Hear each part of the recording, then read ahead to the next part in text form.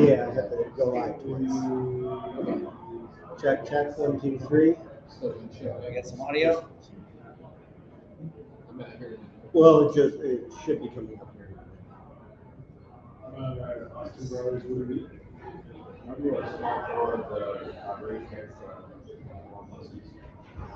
All right, welcome everyone. We're excited to have Tom Lawrence here today to talk about open source SIEM and log management. And a quick reminder, our next meeting will be at One Eye Betty's on February 27th at 5:30 p.m. And a big thank you to Brown Iron Brewery for hosting us. So Tom, please take it away, and thanks so much. All right, thank you. Open source SIEM or SIEM? I know there's a wonderful debate in the tech community about that. Log management, security on your Graylog and Wazoo. They're all popular tools. They're all open source. We'll get into someone who may be pedantic and cares about the licensing in there. So I'll mention some of those. So the code is available for review. Open source, maybe the license are a little different on some of these. Because I usually do this presentation, or I've done this one several times for places, I often have deep dives I have on other topics, so I don't get too caught up in details. For example, we're going to be talking about Graylog, but for those that want to import all of the logs, I have an entire dedicated video showing you how to pull all the Windows event logs into Graylog. So the way I can just focus on Graylog and how the data all got there.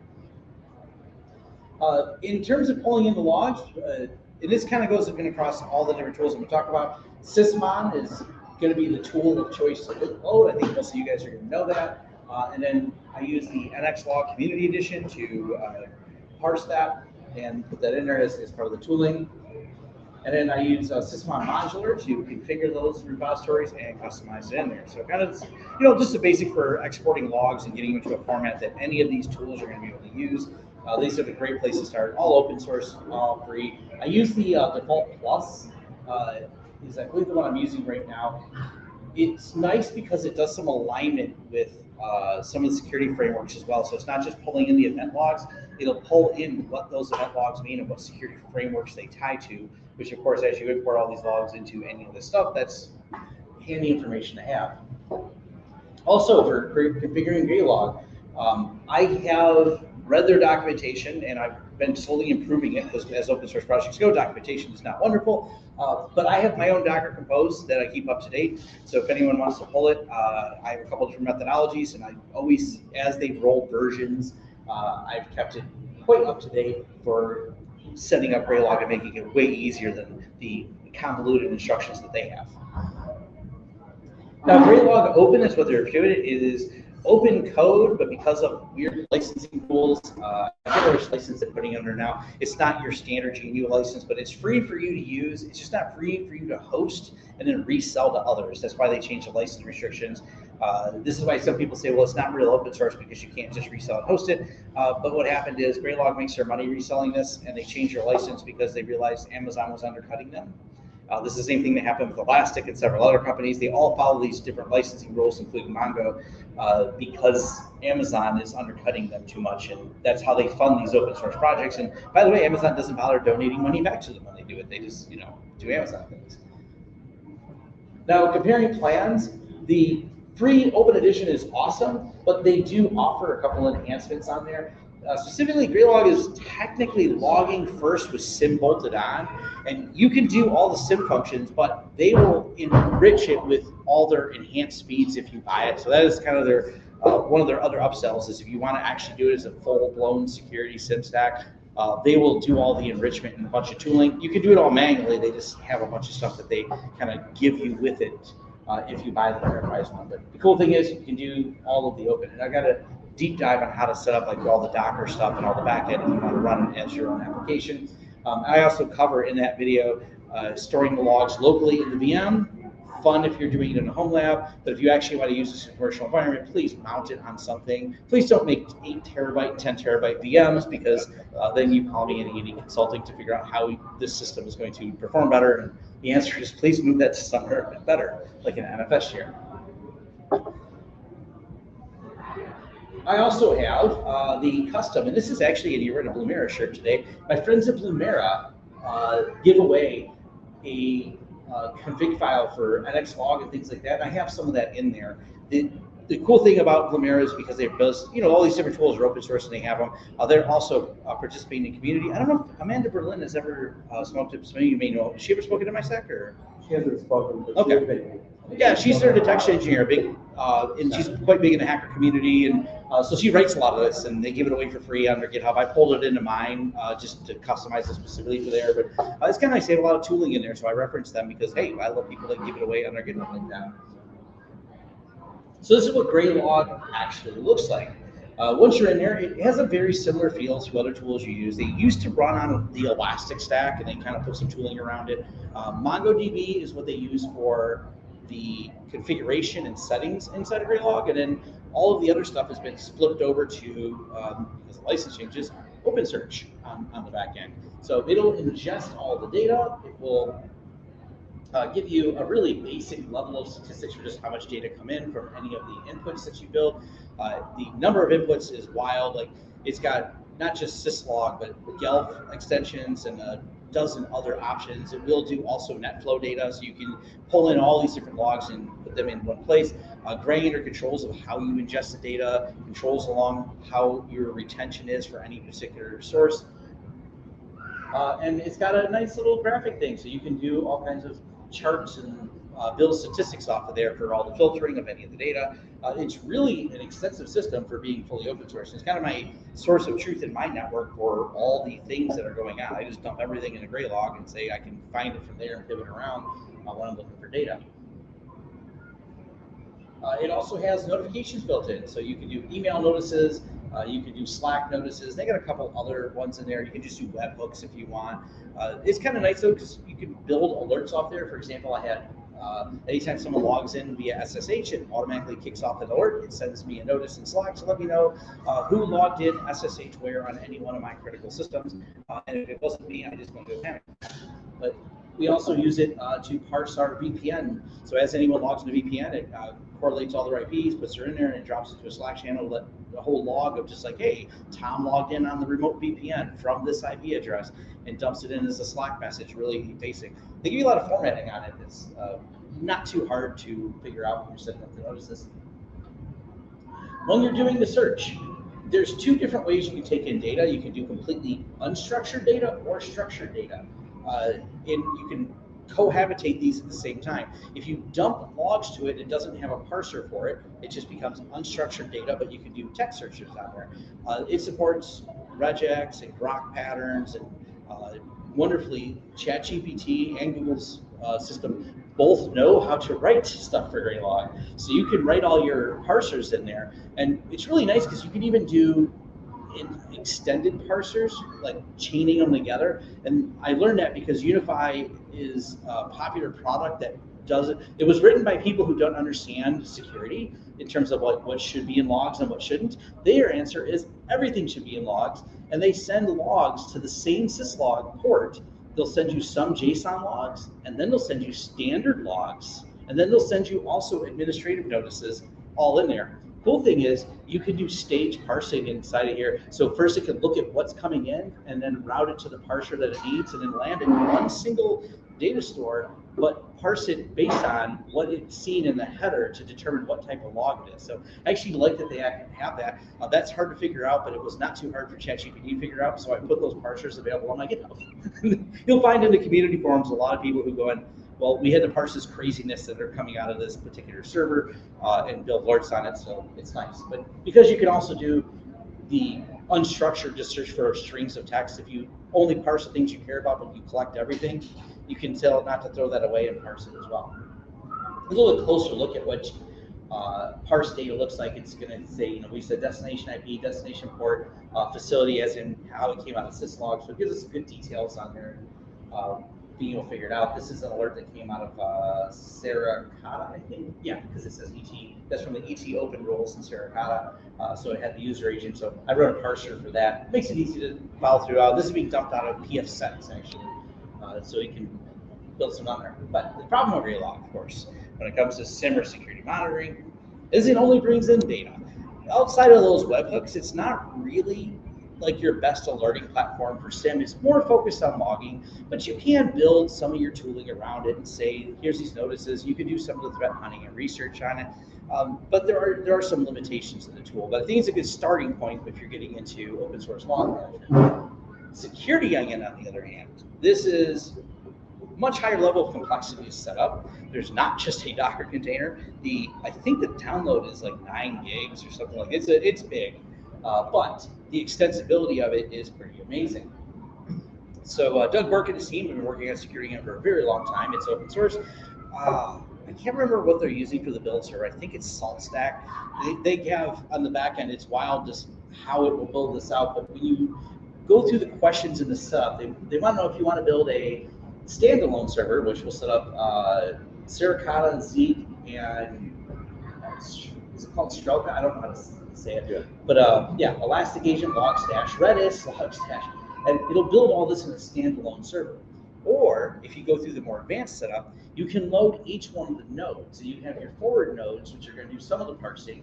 Then you have the manager, and then you have the search nodes and indexing. And you load all of these as separate systems. And you can build this out with all the inputs across disparate networks and have them all centrally come back in. And it has an entire management system to tie all those together, build the routes essentially. You know, as long as they can communicate with each other, it will take care of the security of getting all the data back to where you want it. So you can actually get really advanced with it. There's a lot of time that goes into setting up. It's pretty cool. Standalone is what I tell most people. Just if you want to load it as a VM at home or start playing with it, do it. It'll just start inputting data.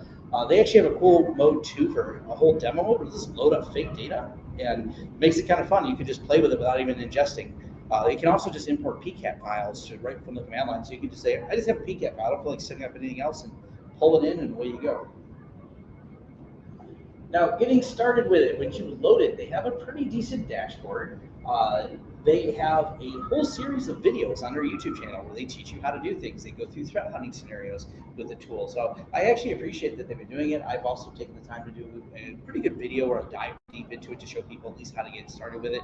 But it is one of those things that it's any advanced security tool is going to take a lot of time to use. Of course, on the back end, this is using all the security tools that a lot of people know already in terms of the functionality. But I like the way they group them all together. Now, as far as the dashboard, and we'll go down to user management. And Graylog does have this as a feature. You do have multi-user management Graylog, but this goes way further. You have analyst, auditor, limited analyst, limited auditor, super user. And what this allows you to do is assign all the roles to your security team, and it already has all the built-in permissions. So you have nice control where you can assign it. It even has an entire case management system, so you can assign it based on people's roles and say, all right, start this investigation, move it over to your lower engineers to start the investigation, move it over, and keep the process going on there. As far as detections, it's once again going to have, it's got Suricata built in, so you're going to get the ET open rules. You're going to get YARA rules in there, and of course you can go and import all of your own YARA rules. I think Florian Roth has a lot of them published that you can get right from his GitHub. It's really nice if you're looking for any emerging threats or you're looking for something. The capture system, provided you set it up to do this, they actually recommend that you do this as a port mirror for each location. So you do 100% full packet capture, and this allows you to go backwards through logs. So if something happens, you're like, oh, I don't have a detection for that, but we know this thing. What if this happened to my network? If you apply those rules, you can then have it go backwards and go, hey, take all this data that I have here and parse it to see if this was an event that occurred based on these rule sets that you have. It also gives you pretty flows for all the data. So I like the drill down that you have, and I'll show you in a second here. But for each piece, you can drill down by a right-click context menu that comes up. You can either add it to an existing investigation, you can use it to drill deeper into a specific thing that you're finding, an IP address, follow through with the traffic flow. So if you're doing a full PCAP and have all that data, being able to pivot back and forth and then add these data as pieces of evidence to do your threat hunting, it's got a lot of options for that. you have, as you right click on these, include or exclude, group by, group by, or just copy it to the clipboard so you can do it. It comes with CyberChef and a few other things built in. So if you're going to do some of the investigation, you need to reverse engineer some of it. You want to grab that piece out of the PCAP. It's got the tools to like grab it and then drop it right into CyberChef. Pull it in there so you can start taking it apart, figuring out, decoding what that traffic is, and hopefully give some meaning to it. This is some of the drill down menus for the alert findings when you're going through. I was just showing down to some of the Suricata ones as a demo. Once again, that same option comes up, but you also have the tune detection. So once you load up any particular rules in Graylog, you also have the ability to, of course, as you have false positives, come through VT Open, tune those rules, modify them, figure out why it false hit on something, and say, all right, this is something that's going to occur regularly in my environment. Just go ahead and tune this rule. We're going to adjust it so this doesn't trigger from this particular system, but let me know when it happens in other systems that are detected on here. And some of the other context menus, I scroll down a little bit, there's the add to a case, search it, go to virus total, hunt it, which is kind of nice because it will then start going through all the logs across everywhere and dive deeper into the threat hunting across all of your inputs. The virus total integration, I don't think they have any paid integration for this. They will when I get to Wazoo, but it's, at least takes you right to the virus total. If you have a login, you can just use the free one to look up signatures and see if that signature was present in there.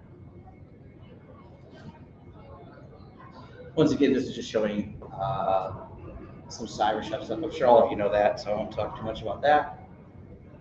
It's just nice that they bring it right into you. You don't have to paste it in there. When you say send to CyberChef, it grabs whatever text or whatever you did, copies it, and drops it right in there so you can start building it.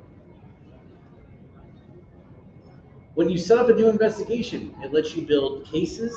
So you can go through each one of the cases and say, all right, this is the case. When was it created? And start gathering all the evidence on there. It doesn't really have any warnings too much in there, but it does have the option to follow like TLP. I think I got that in here for screenshot. Yeah, clear, amber, green, so your standard for this. So as you're adding all the context and enrichment in here and assigning the investigation, you can say, all right, this is something that's visible. This is something I can share with the team. This is red strict here, and put each one on there. So they've done a nice job of doing this. This kind of goes back to as well when you're doing investigations of assigning who needs to be assigned to it. You can say each person that was on it, and it will log each person who touched part of the investigation. So as this goes through, if it turns out to be a real event, you have all those extra logs that everyone wants to see. Is like who all was involved in this, who all knows about this. I have a lot of friends who work in the medical space doing this work, and boy, the lawyer wants to know everyone who knows about this because no one's allowed to use these words. No one's allowed to authorize. Breach, that didn't occur. You guys are not authorized to say that. So we need to know who knows about this so we can quash it. I don't know if you've seen the recent article came out about the schools. There's law firms that are dedicated to hiding and obscuring breaches now. That's their entire thing, is they hide and call things that are breaches not breaches. Drives people like us that work in security nuts. But at least we have all this stuff, so we'll know, who the lawyers need to talk to and put gag orders on. When you're adding any of the evidence, it's not like you're just free flowing it here. It's going to keep you in a structured path. You're going to say domain, email, file, fully qualified domain, ASN number. I like that it guides you through this, and this is something that really impressed me for an open source project. You can tell they actually use it. They're not someone who wrote what they thought security people want. Doug and the team that puts this together are security people, so they know what needs to be in the tool for security people to use to actually do their job, and not just kind of like, oh, just open up Notepad and save some documents and let people freeform it so it's impossible to read mess later on when we're trying to sort out like what did these analysts find. So it really kind of puts people in a structured data format for doing these investigations.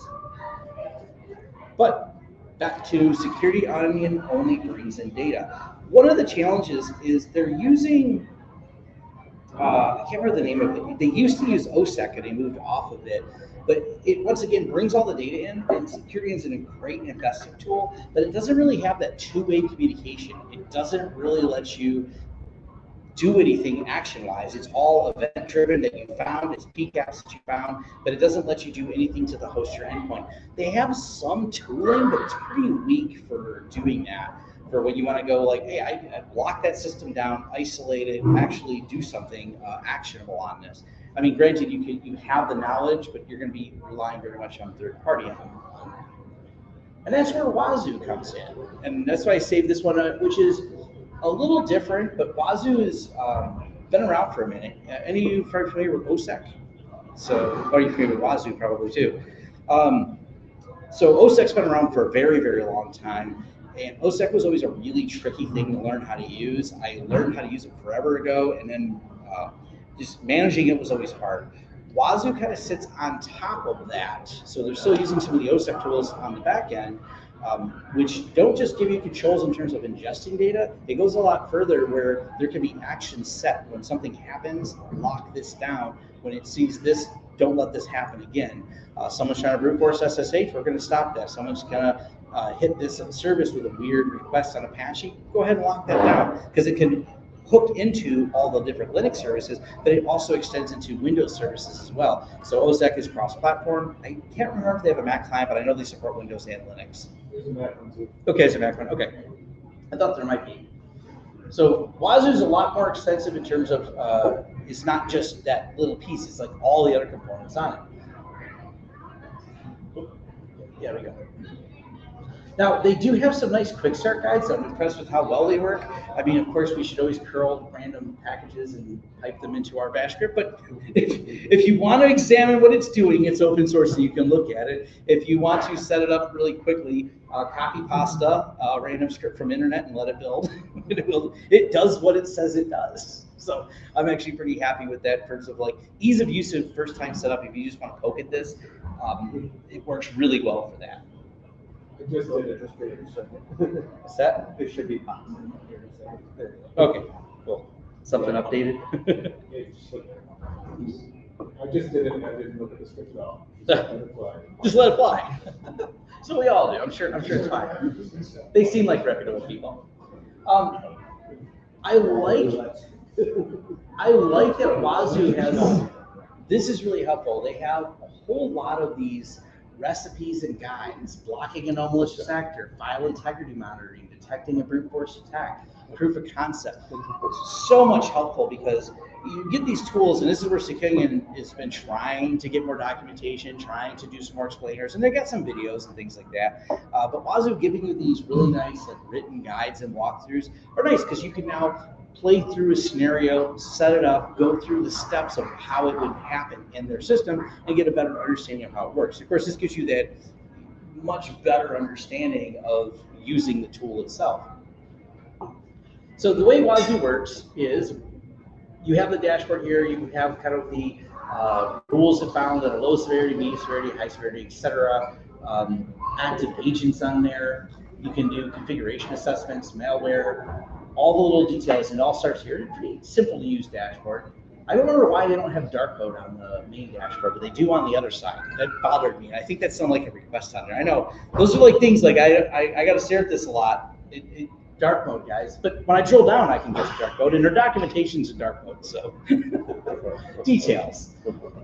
Some of the things that I found really novel and blew me away for being an open source project was the fact that we have PCI DSS, GDPR, NIST 853, and HIPAA compliant. It actually lets you align the frameworks. So you can take the agents and it will tell you the severity of issues based on the agent's misalignment to the guidelines based on the security framework you chose.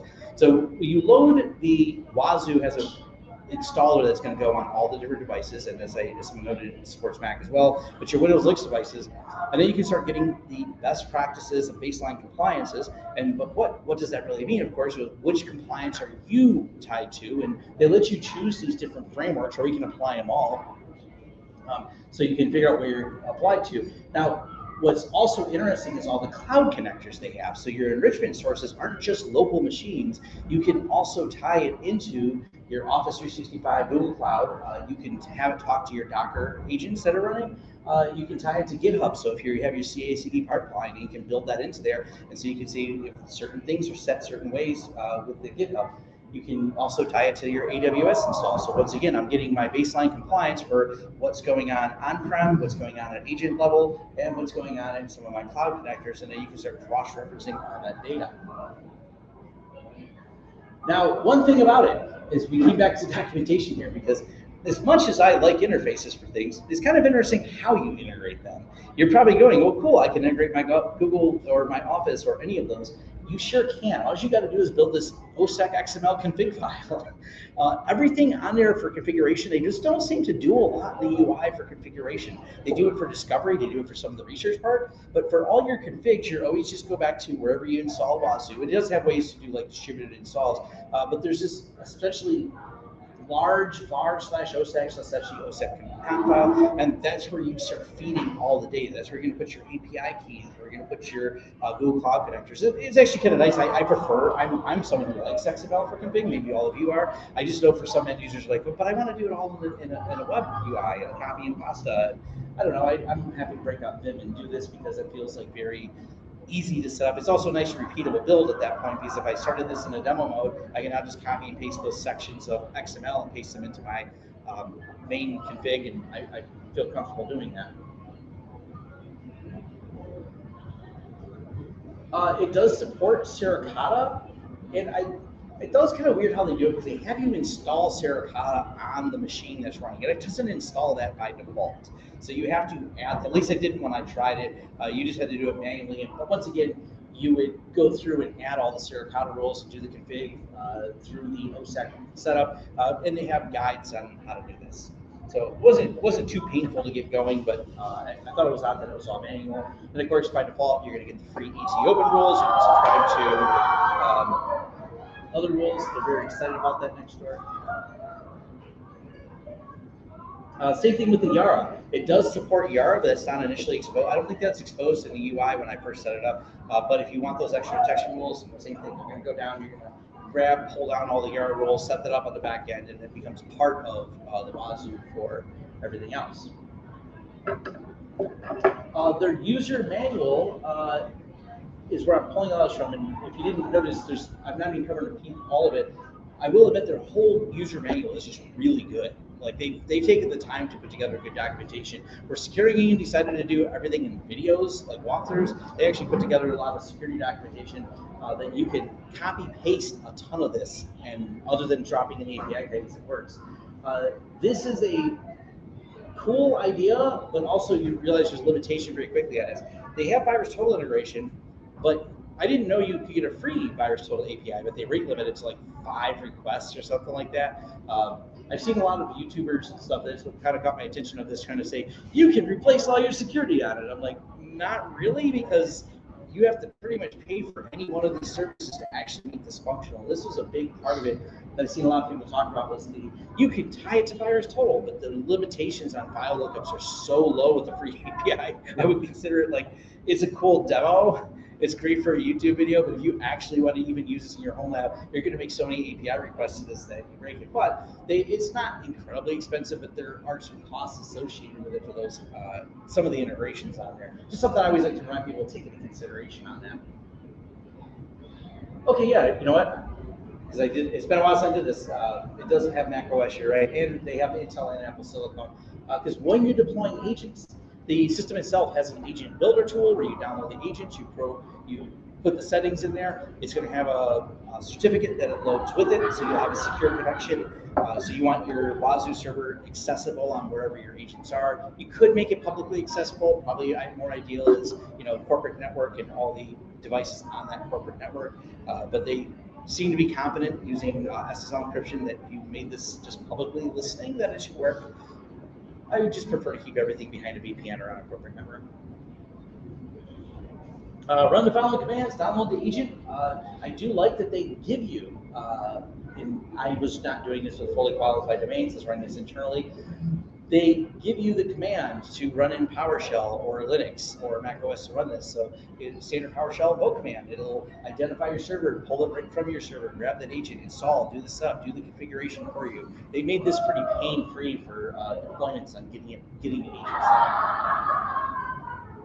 And all the ones I tested were, I think the only thing you had to do once you're done, you ran that and you just hit net start Wazoo service. That's the only extra command I had to take. Obviously, you can build this into a singular PowerShell script to get this deployed, put it into your Active Directory to do this. There's plenty of ways to automate this. Now, once it connects to the agents, you start getting the dashboards. These agents fire up. They're running MISEC on the back end. They start identifying the endpoints. They identify software vulnerabilities. I wasn't sure exactly where they're pulling all the vulnerabilities for Windows from. I don't know what feeds they're using that are free, but they had quite a few. They were able to identify software problems. So I was like, well, that's neat to have that on there. I was playing with the real-time file management, so you can actually predefine a bunch of file management saying, you know, I want to know if anyone touches /actually hosts, if anyone touches any of these particular settings, you can start listing them out and it'll do notifications just on change management of files. So if anyone changes any particular file, you can get an immediate notice on that host. And this is where some of the actions do. There are ways you can tell it to lock down on hosts a little bit more. But the bidder attack framework and compliance is giving you scores on what's on there. It tells you the last time it was scanned. It's got the CIS benchmarks. What's kind of cool, I think I got a screenshot of this. Yeah, here's the compliance. And you choose which framework you want to align to with a little pull down right here. You got PCI DSS, GDPR, et cetera, et cetera. But it also, what it does, the checks, it has some options. It tells you what it's doing, but you can drill down into these and it will suggest how to remediate inside of here. So you don't got to even search like how to remediate to get this into compliance. It has the suggestions of, oh, this is what you need to change in the system to get it into compliance. Yeah, and it does this for Windows too. It's got a lot of on there. So, you know, enforced password history is set, that was failed, but this one was set to good. So you can go through each one and it'll let you know the control that failed and what to change it to. I like that they just put it all in one place for you for all the compliance. And this is just a closer look, diving a bit deeper into that.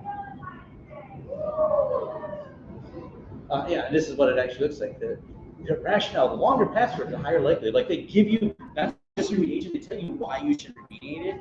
I don't know, it just seems nice to dump that in there for people.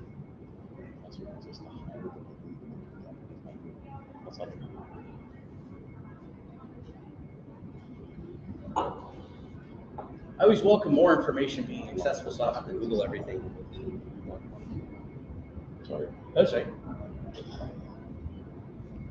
And this is where it starts looking, it can look at the severity of software vulnerabilities. So I purposely had an old ass version of Fox Reader on there, and it found that as a problem because there is a CVE on it. So I was like, oh, that's neat. I mean, I had pretty much clean installs of these, but I was like, kind of novel. It finds things, it identifies it, but I wasn't sure exactly where it pulls it from because I actually loaded a couple other pieces of software in there. It recognized software's on there, and I knew they were old versions, but it didn't tell me. I can't remember what the software I loaded was, but it didn't recognize it as a software that had a problem. But I know it's a software that has a flaw.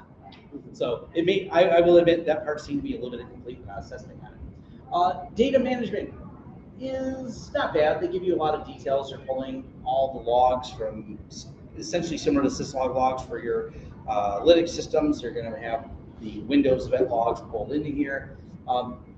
Wazoo doesn't need, I mentioned at the very beginning, like some of the log parsing stuff. It does all that for you, so you don't have to load any separate log parser like you do with the other two to get the logs out of Windows and in there. Their agent takes care of all that with one step when it builds out the agent. Creating monitors per query, per bucket, per cluster monitor metrics. They have lots of ways you can start going through your data and create different triggers based on the things that are happening on there. So not exactly a full-blown SOAR automation, but at least you can have different things where you can say if this, then that, and start building automations based on that for monitoring details. Notifications can go to Slack, Teams, webhooks, email, and a few other options on there.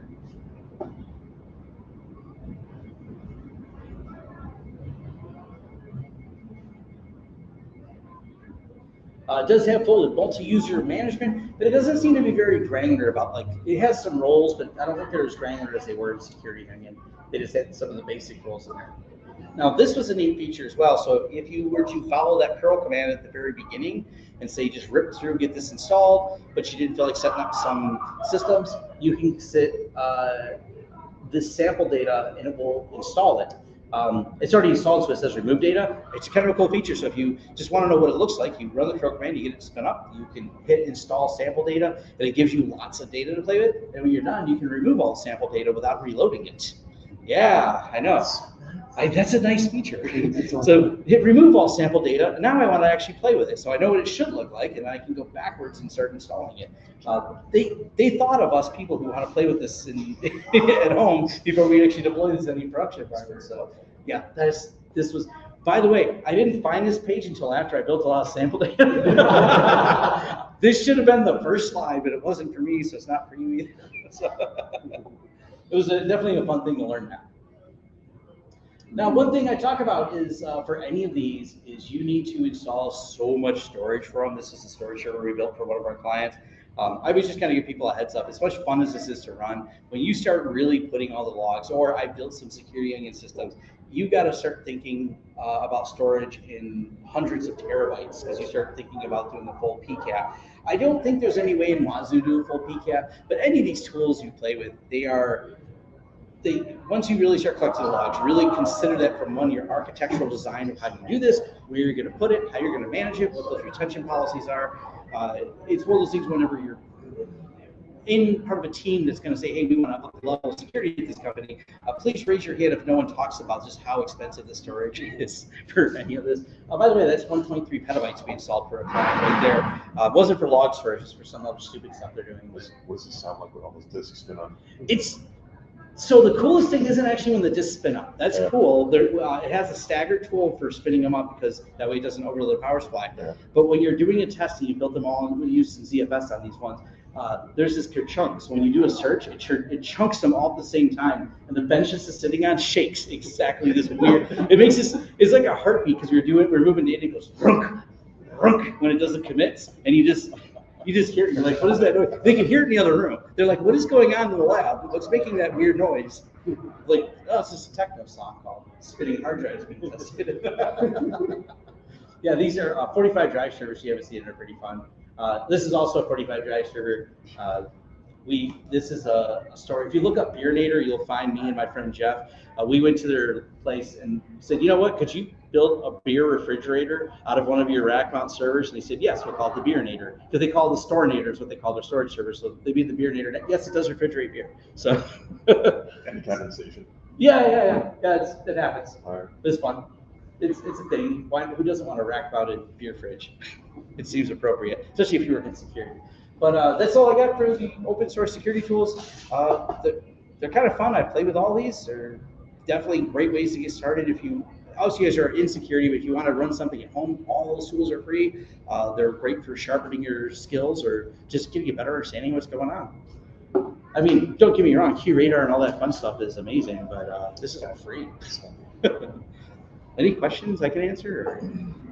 What does a Beernator hold? Ooh, I can pull a picture of it. It's a deep box. So the Beernator is built to the same chassis as this. It's that deep. It is massive.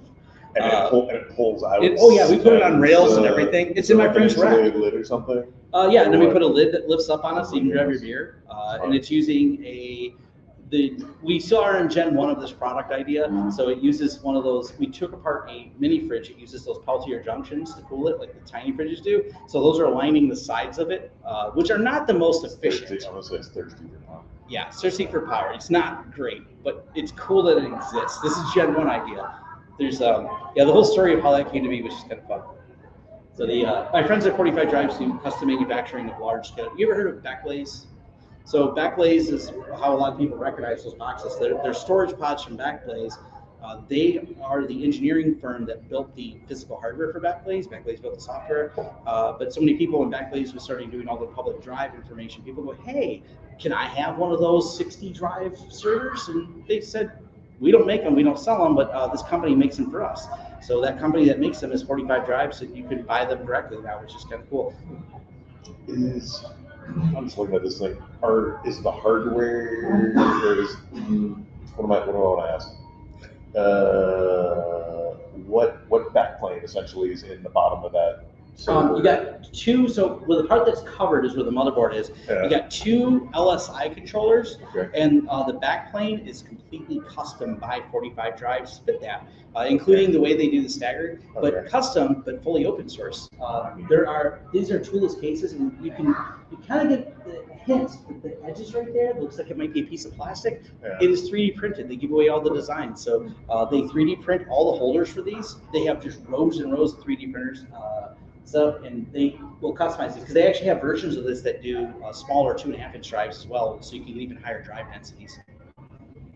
They're definitely fun. We sell a ton of storage at my company, so. How many RAID arrays or whatever? And this is ZFS. Yeah, right? that's ZFS. Yeah. All right. So what I do is I break them out into 10 wide. It depends on the client's needs. It'll be like 10 wide VDEVs or so 60 drives, 10 wide VDEVs. Yeah, fun stuff. Any other questions? Another question. My current lab situation is really sad. I turned on a bunch of stuff that consumed a lot of power because I wasn't using a lot of it. And if I were to get back into playing with some of these tools, maybe I'll take that offline and see what you might recommend for like a intro to intermediate cost. There is a ton of the used Dell equipment. Downside is it's a little power hungry, but it's readily available out there. The mini PC stuff, like by Minis forums, awesome, low power, low wattage. And I was actually running Security Union on a little minis. It's made by B-Link, it's the same processor in there. Those little mini ones, a lot of them have like 2 or 3 NVMe drives, and they idle at like 17, 18 watts, only peak out at like 90. They actually work really good for doing I've tested a lot of this stuff on that. I want to make sure it's usable and, because not everyone, I get it, as cool as the big Dell servers are, not everyone has the spot for those or wants to pay the power bill. Yeah, I have a G6 just collecting dust. I'm not turning it on. Yeah, they definitely. I'm running on a little antenna. Yeah. Was Zoo? I pronounced it was, is it really pronounced Zoo? Yeah, Wazoo, Waza, I don't know. However it says. Whatever, I've got Wazoo running right. I've got we talked about one system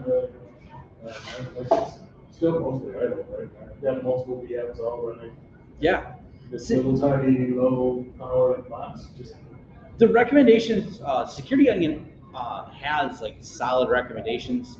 They actually recommend you not virtualize it if you use it in production environments.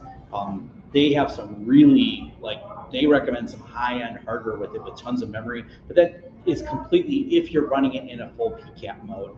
And if you have a large environment with lots of PCAPs, there's not a way around it. Virtualization has some overhead that it would be problematic. How long is the full?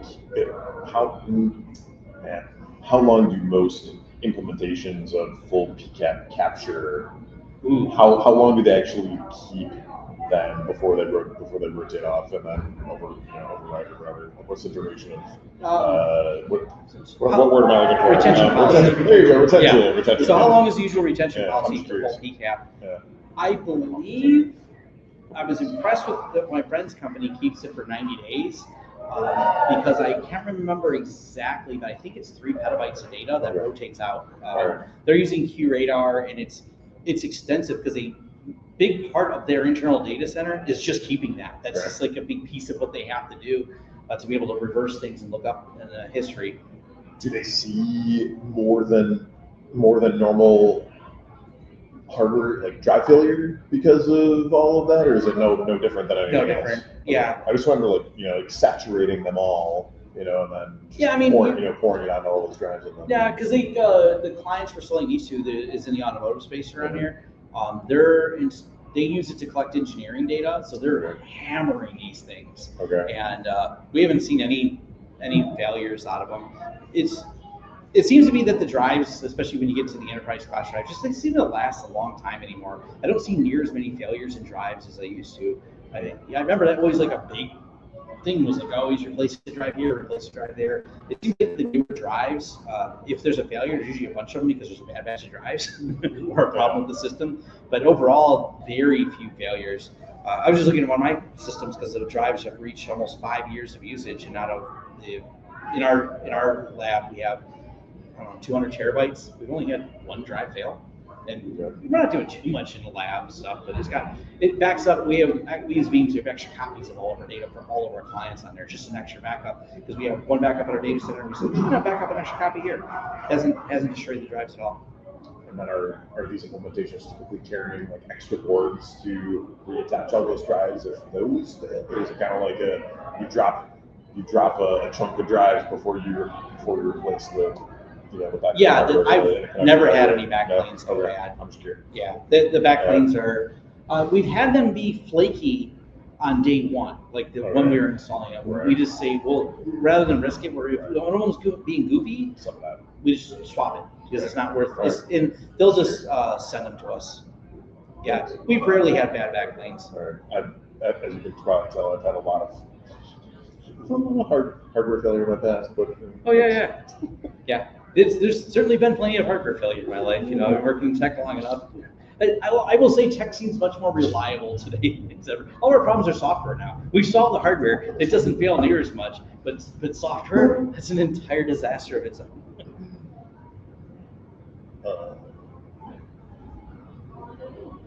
If nothing else, maybe I finished a little early, about on time. Well, thank you, Tom. Thank you.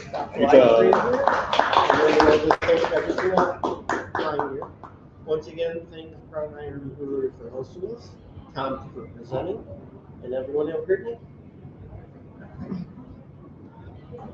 that is the most drives I've ever seen oriented like that in a single chassis.